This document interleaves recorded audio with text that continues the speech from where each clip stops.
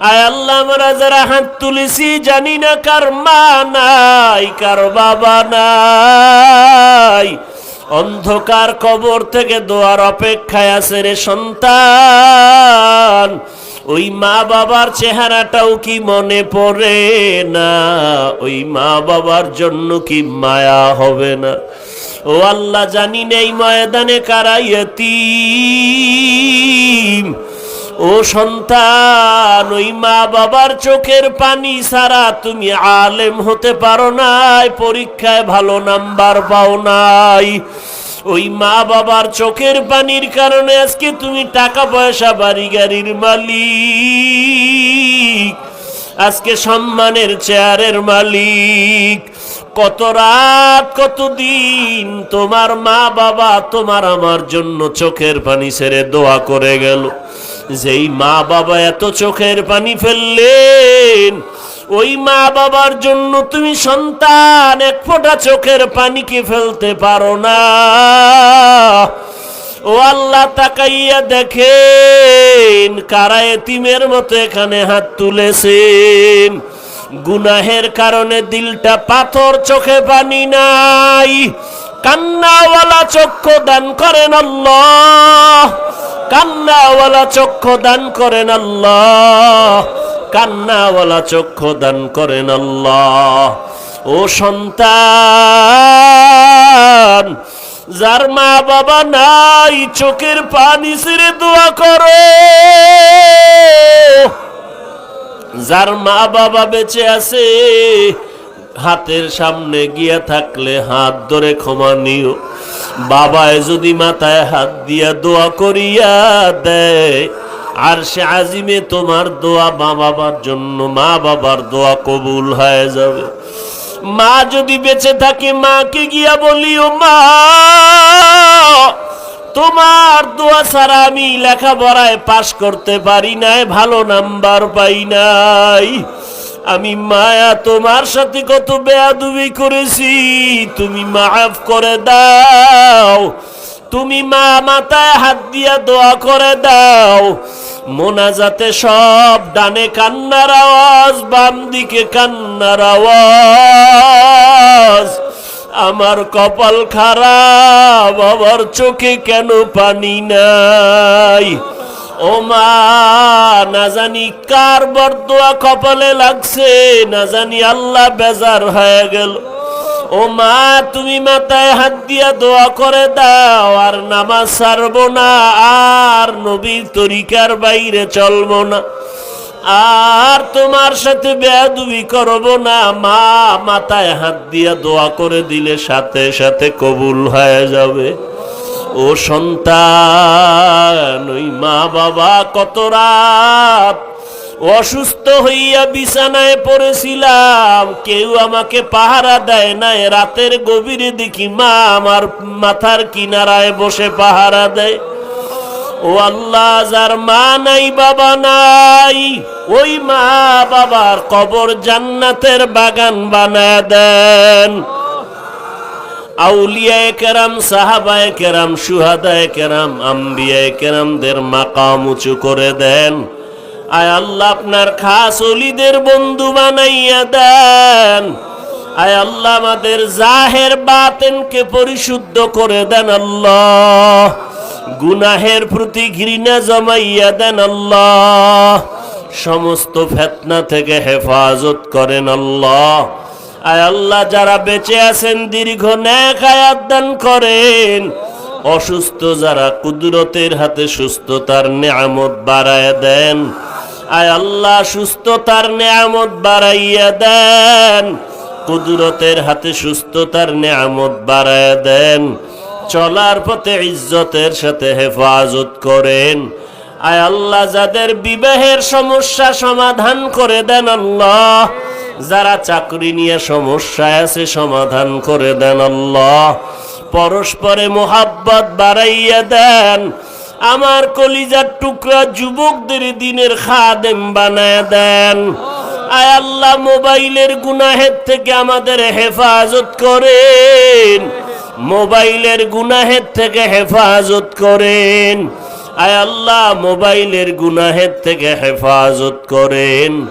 ঢাকাতে মাদ্রাসার খেদমত করি, কবুল করে নেন। আয় আল্লাহ প্রতি মাসের ইসলাহি ইজতেমাকে হেদায়েতের জরিয়া বানায় দেন। আয় আল্লাহ অনেক অর্থের প্রয়োজন, জায়গার প্রয়োজন, গায়বী খাজানা থেকে ব্যবস্থা করে দেন।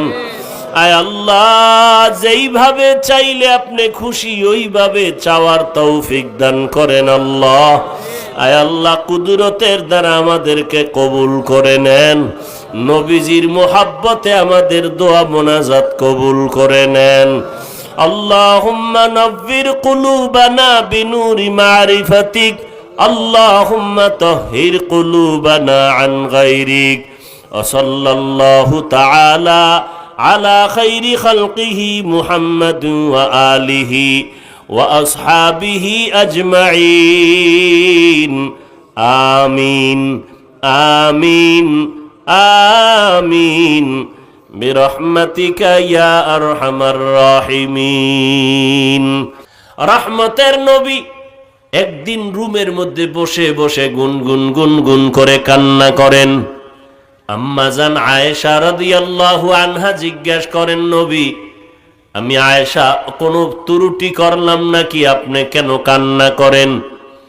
নবী বলেন, আয়েশা কোনো ত্রুটি করো নাই তো কান্না কেন করেন? বলে হাসরের ময়দানের কঠিন অবস্থার কথা মনে পড়েছে জন্য কান্না করি। কেমন কঠিন হবে? নবী বলেন, আয়েশা জানো না কিয়ামতের ময়দানে হাসরের মাঠটা থাকবে সমতল, সব মানুষ হবে উলঙ্গ।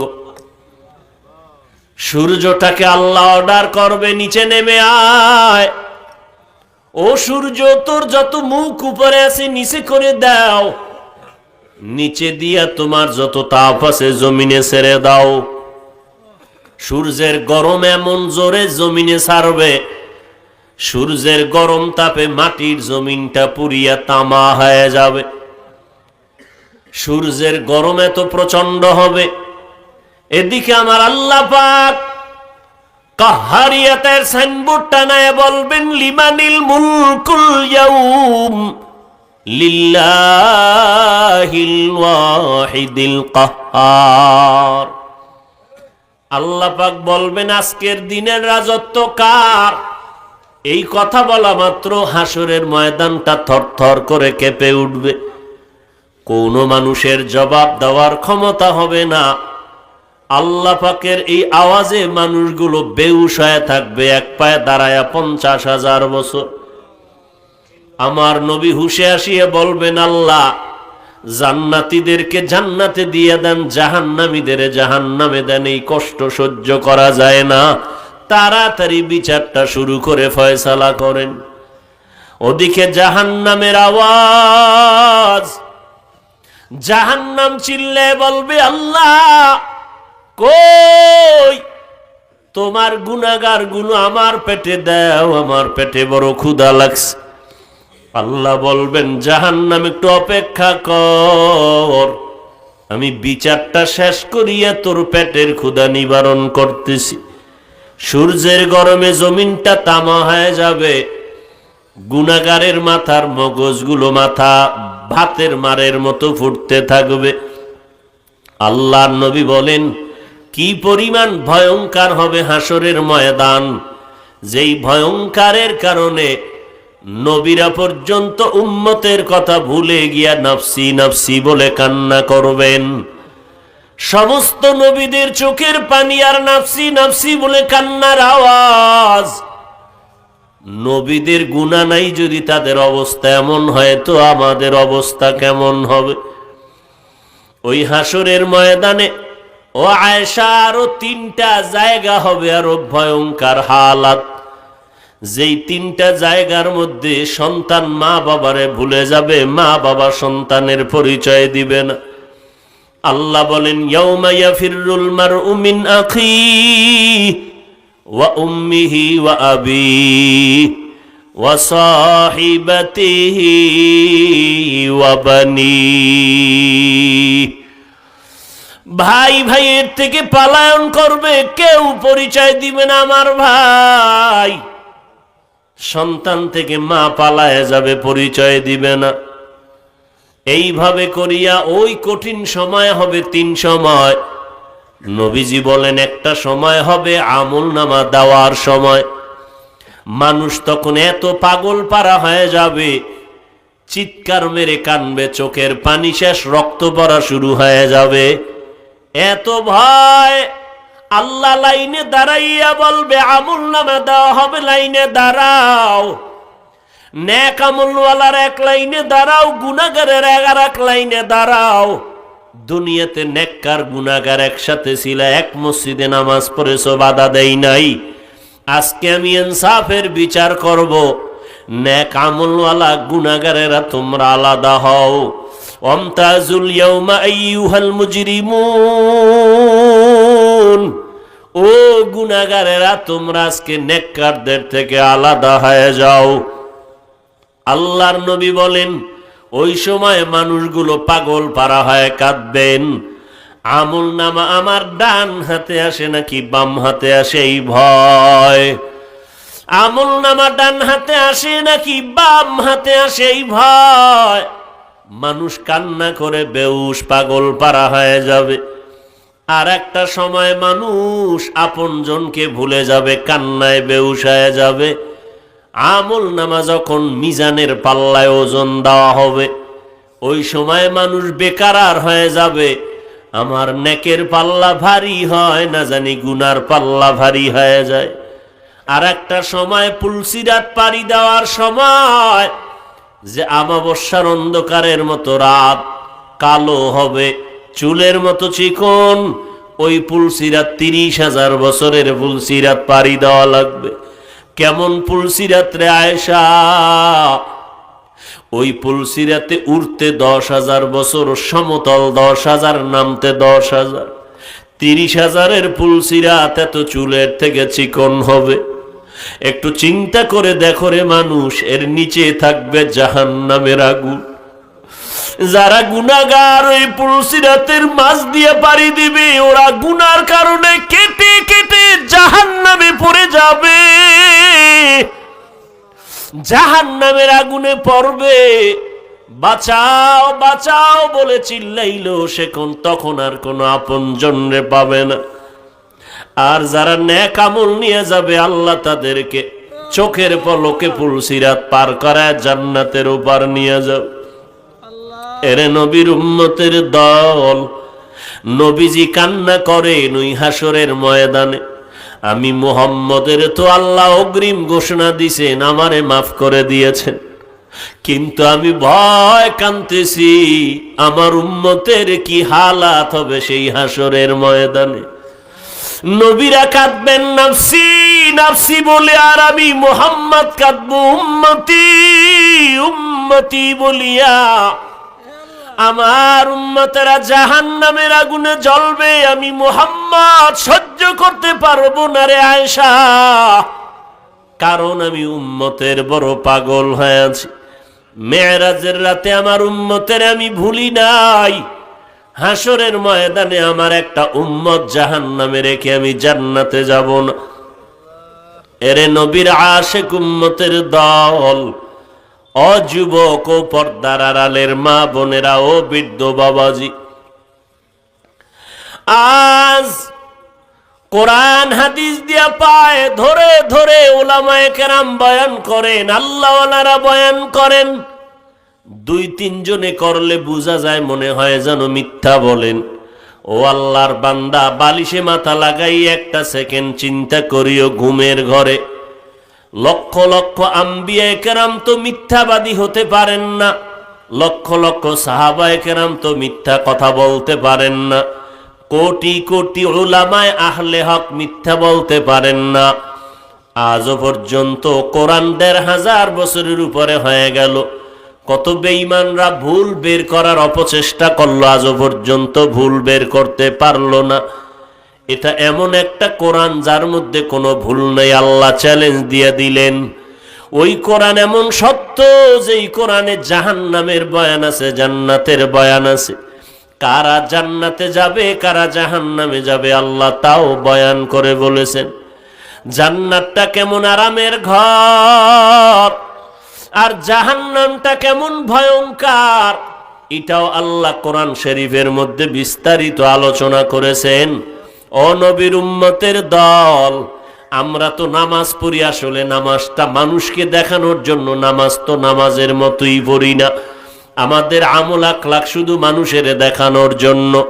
কিন্তু যাদের আমল আমাদের জন্য আদর্শ, যাদেরকে আল্লাহ উম্মতের আদর্শ বানায় দিলেন, সমস্ত আম্বিয়া কেরাম, সাহাবায়ে কেরাম উম্মতের আদর্শ। আবু বকর, ওমর, ওসমান, আলী, নবী বলেন আবু বকরের আমলের পাল্লা এতটা ভারী হবে, সারা দুনিয়ার মানুষের পাল্লা আমল এক পাল্লায় দিল, আবু বকরের নেকের পাল্লা ভারী হয়ে যাবে। এত দামি আবু বকর, সেই আবু বকর জাহান্নামের ভয়, হাসরের ময়দানের কথা স্মরণ করে নামাজে দাঁড়াইয়া দাঁড়াইয়া চোখের পানি ছেড়ে কান্না করেন। নবী বলেন আবু বকর আপনি কান্না করেন কেন? যে আবু বকর এত দামি, সারা দুনিয়ার মানুষের নেক আমলের থেকে আবু বকরের নেকের পাল্লা ভারী। ও আবু বকর, একটা বকরির বাচ্চা হাতের মধ্যে নিয়ে বলে, রে বকরির বাচ্চা, তোর কপাল বড় ভালো, কারণ তোরে বড় হইলে মানুষ জবাই করে খাবে, তোর মরণ নাই, জাহান্নাম নাই, জান্নাত নাই। আর আমি বাবু আবু বকরের ভয়, কিয়ামতের ময়দানে যেদিন হাজির হব, কেউ আপন থাকবে না, সূর্য মাথার উপরে, পেছনে জাহান্নাম। আল্লাহ পাকের সামান্য সামনে, আল্লাহ পাকের কাহারিয়াত নামের সাইনবোর্ডের সামনে দাঁড়াইয়া হিসাব দেওয়া লাগবে। ওই সময় আল্লাহ যদি বলে, আবু বকর এত নেয়ামত আমি দান করলাম, আমার এই নেয়ামতের শুকর আদায়ার্থে কি করেছো? ও আল্লাহ, নামাজ পড়েছি, রোজা রাখেছি, পর্দা করছি, হালাল খেয়েছি রে আল্লাহ। আল্লাহ যদি বলে, আবু বকর তোমার কোনো আমল আমার পছন্দ হয় নাই, ওই সময় আল্লাহ অর্ডার করবে, রে জাহান্নামের ফিরিস্তা, এই বান্দার হাতে পায়ে হ্যান্ডকাপ লাগাইয়া জাহান্নামের দিকে নিয়ে যাও। ওই সময় আমি আবু বকরের কি উপায় হবে, এই ভয় আমি চোখের পানি ছেড়ে কান্না করতেছি। ও আল্লাহর গোলাম, এখনো সময় আছে তওবা করার। আল্লাহ বলেন, এখনো যদি পারো হাসরের ময়দানে দাঁড়ানোর ভয়ে যদি তওবা করে গুনাহ থেকে নিজেরে বাঁচাও, মনে মনে আল্লাহকে ডাকো আর বলো, হে মালিক, আজকে চোখের সামনে কোরআনওয়ালাদের এত সম্মান, দুশ্মনের মাঝেও তো আমরা কেন পেছনে আছি? আমি বলছি না তোমরা সবাই আমাদের মতো হুজুর হইয়া যাও, না না, চাকরি করো, ব্যবসা করো, লেখাপড়া করো। ও বান্দা, ইসলাম নিষেধ করে না, কিন্তু নবীর তরিকা মতে 5 বেলার নামাজ পড়ো, নবীর সুন্নত অনুযায়ী চলো, উলামায়ে কেরামের পরামর্শ নিয়ে নেক আমল করো। বলবেন এটা কেমন করে সম্ভব? একটু নজর করে দেখেন, আল্লাহ চক্ষু দিছে, আকল দিছে, একটু চিন্তা করে নজর দেন। স্কুল কলেজে পড়ুয়া কত ছাত্র, কত ছাত্রী নামাজি আছে না নাই? আপনার মতো যুবক গাড়ি চালায়, ড্রাইভারি করে, নামাজি দাড়িওয়ালার অভাব নাই। আপনার আকলকে, বিবেককে জিজ্ঞাসা করেন, আপনি কেন পারেন না? আপনার আমার মতো যুবক